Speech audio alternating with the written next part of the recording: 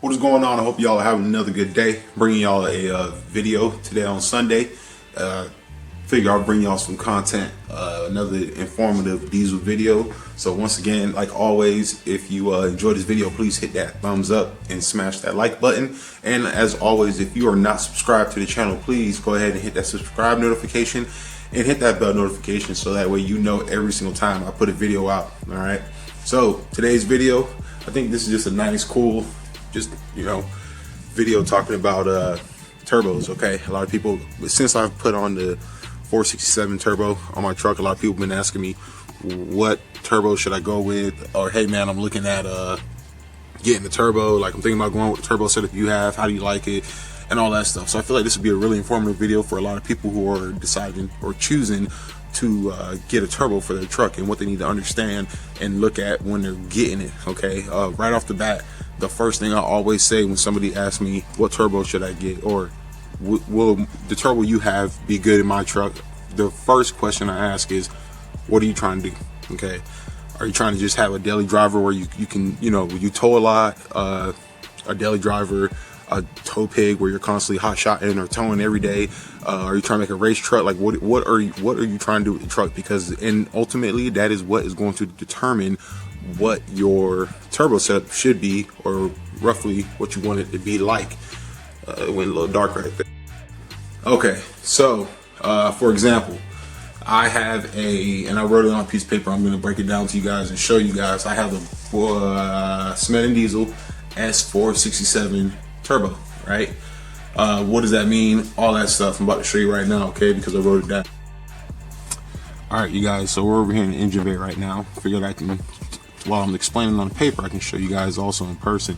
So right off the bat, I have a S467.7. What does the 467 mean? That means my compressor wheel size. Okay, so I have a 67.7 millimeter compressor wheel. Okay, so the compressor wheel, if you guys did not know, it's that right there. All right, that's going to be your compressor wheel. They also call it the compressor housing. This right here is your compressor housing. So that is a 67.7 millimeter compressor wheel. All right. After that, a lot of times when you're looking at turbo stuff, it'll say AR diameter or whatever, AR turbine wheel. So the next part in it, when you're looking at a turbo, they're going to say what the AR is. AR is area radius.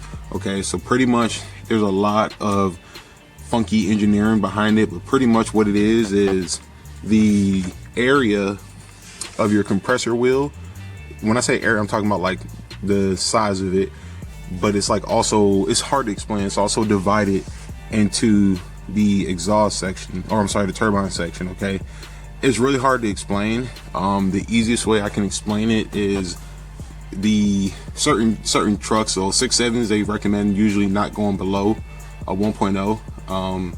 You can get a 90, so I guess it would be like a 0.90 AR, a 1 AR, or 110 AR. Okay, the bigger the AR, the more top end you're gonna have. So the more top end speed boost you'll have. The smaller the AR, the more bottom end boost you're gonna have. So that's the easiest way to say it. So you can see your options are gonna be 0.90, 1.0, or 110. So I'm right in the middle. I got recommended from Mac over at MDC Diesel. He said 6.7s you should never go below a 1.0. So that's what I have here. And then the last part is going to be the 87. All right, and mine is the 87. 87 is just the size of your turbine wheel. So if you guys remember, when I was installing this turbo, I had the housings off, the compressor housing, and I had the turbine housing off. For those of you that did not know, the turbine housing is this guy right here. Yes, I know it's orange. It's not rotten or rusted. It's just been sitting, and yeah, it just turned orange. So turbine housing is back here. Okay, so that means the turbine wheel is a 87 millimeter wheel. Oh, drop my little paper. Where was I? Yeah, so that means that my turbine housing is a 87 millimeter wheel. Okay, now right off the bat, factory, I believe the HE351 turbine housing stock is like, I think it's like 65 or 64 millimeters. So going up to an aftermarket turbo is a big jump. So what happens is you need to be able to know what you're trying to do. Okay, now, can you tow with an aftermarket turbo? Yes, you can tow with an aftermarket turbo. It just depends on your setup and putting that little rag back in there. It just depends on your setup and what you're trying to rig up, okay? You don't obviously want a huge turbo when you are trying to tow a lot. Why? Because you still want that low end boost. You want that quick spool up.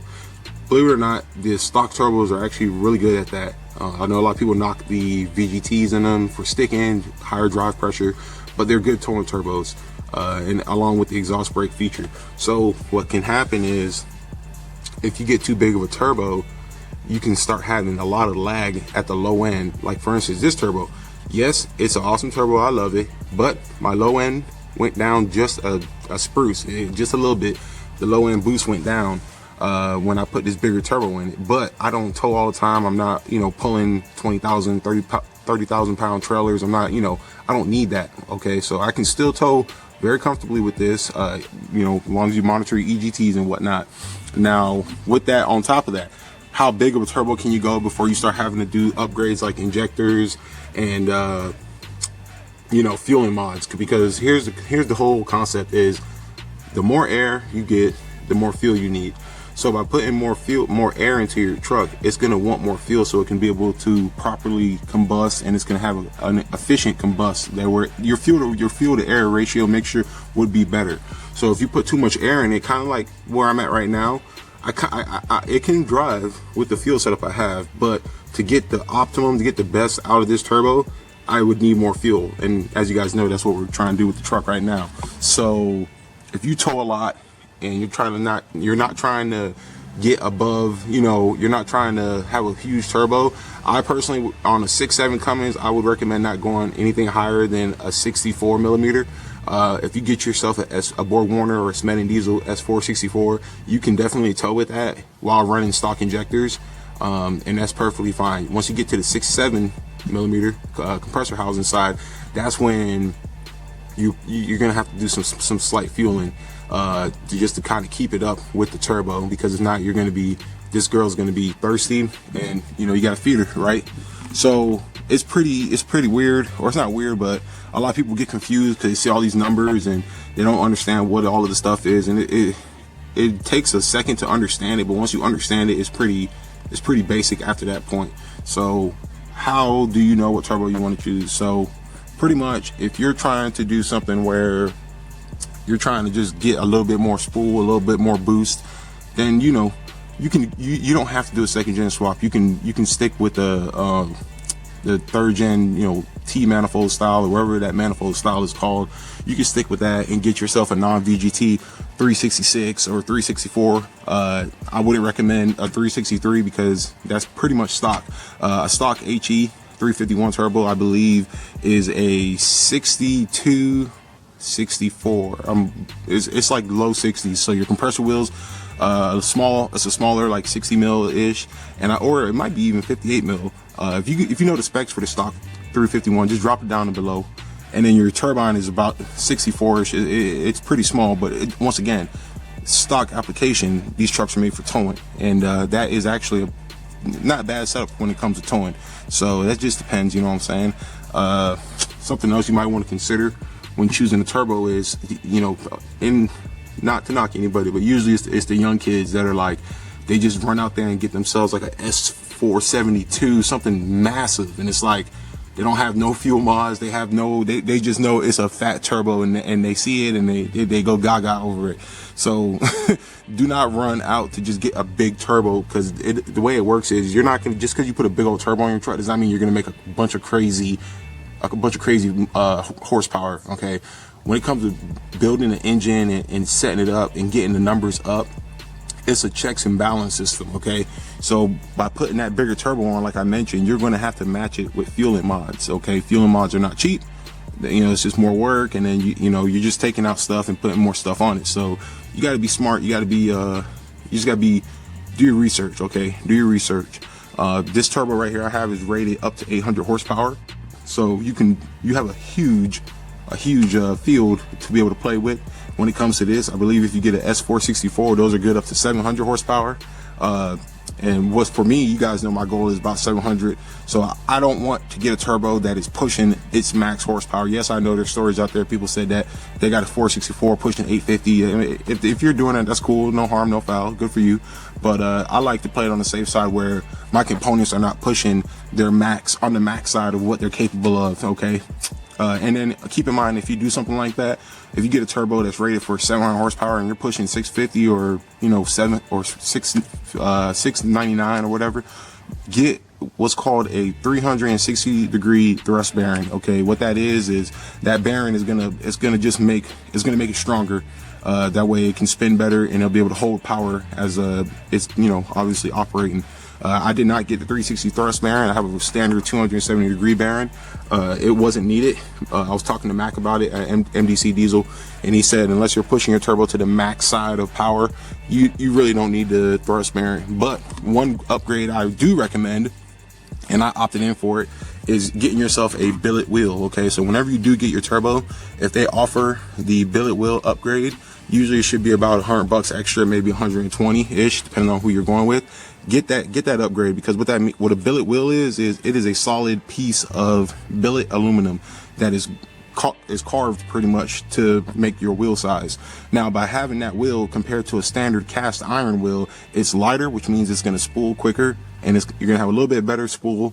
And then it's lighter and it's made to exact fit for your turbo, which means they can put it into your turbo in a closer, it's hard to say it, it's hard to explain it, but pretty much if you're looking around the turbo with a cast wheel, a cast iron wheel is a wheel that's like, it's made out of, you know, iron. They pour it into a cast and then they mold it, and then that's it.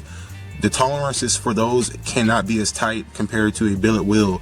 A billet wheel, you can have a lot tighter tolerance, therefore meaning you're going to be pushing air more efficiently. You know, something as simple as how close it is along the side of the walls and stuff like that, all gets into accordance or gets into consideration when having a billet wheel. You cannot get that close in tolerances when it comes to running a cast wheel. So I highly recommend doing a billet wheel on your compressor side. If you do the upgrade, definitely worth it. It's just something I like to do. So you guys know that I chose my turbo because of the power level because the power level I'm trying to make. So, you know, it's just one of those things where it's like, you just got to do your homework, you know what I'm saying? Do your homework. Just remember, you don't always need a fat turbo. You don't need a ginormous turbo just to make good boost. Stock, if you didn't know, a stock H351 turbo, it can support about up to 500 horsepower. So do you want to put it to that? Probably not, but it can do it if you really wanted to save money. There's also options such as sending your stock turbo out, getting it built. You can get it built a little bigger. They can put a bigger compressor wheel in it. They can only go so big though, because of the size of the housing and stuff. So that's always little things you can do too. But for my guys out there that, you know, you're not trying to make crazy power, you're just trying to, you know, maybe get into the 500 club, you don't even have to really do a second gen swap it unless you really want to. You can stick with the third gen manifold style setup and just swap out your turbo. Therefore, you're going to save money because you get to keep your stock intake, you get to keep your stock downpipe, and you're going to get better. You're going to get better spool. If you guys go on MDC Diesel's Instagram, they have videos on there with cats running the upgraded non-VGT third gen setup turbos, and apparently they run pretty good. They sound great too. So that's always and you're going to save money too, because I think you can get a third gen turbo for like $1,200, so ish. So yeah. And if you were curious, that code I have works for those two direct bolt-ins and second gen swap kits. Okay, so you would save like $100 if you got that. But I feel like this video, you know, is gonna help somebody out there, because I get asked all the time, how do you like your turbo? What should I get for a turbo? And like I say, what are your power goals? You know, oh, I'm not trying to go past 600. If you ain't trying to go past 600, you don't need an S467. Get yourself a 464. If you want to do a second gen swap, get yourself a S464, or maybe you can do a third gen direct bolt-in 366, or maybe a 369 will be good for you. But you don't have to do it. In all honesty, I thought about not doing a second gen swap to save money and all the reasons I said before, but at the end of the day, man, I had to pull that trigger, because you can't beat that sound, man. You cannot beat it. So, you know, that's just something to consider and think about. You know, a lot of people, they just, you know, I don't know. But like always, hopefully, I hope you guys enjoyed this video. I'm just trying to make sure I didn't forget anything talking about the turbo. You know, it comes to power range, so definitely. All right, so I think that's it for the most part. So if you guys enjoyed this video, please do me a favor, give me that thumbs up, that like, and the subscribe. Like always, we have a lot of content on the channel, so please check out all my previous content. We got over 120 videos on here. I have content ranging. Everything I've done to this truck is here. It's on YouTube, except the deletes and the cab lights. Those are the only two things I have on this truck. I had done to this truck that I do not have on film. But everything else is done on film. So a lot of the questions you guys ask me, you probably can't get it answered. Just check out my channel, check out the videos I have and all that content, okay? So until next time, thank you for watching. Y'all take care, be safe. Figured I had to give y'all another little tour of old girl. We got some changes coming. Oh man, I can't wait. We getting ready for this summer, man. Daytona, I'm gonna be there. UCC, that's me.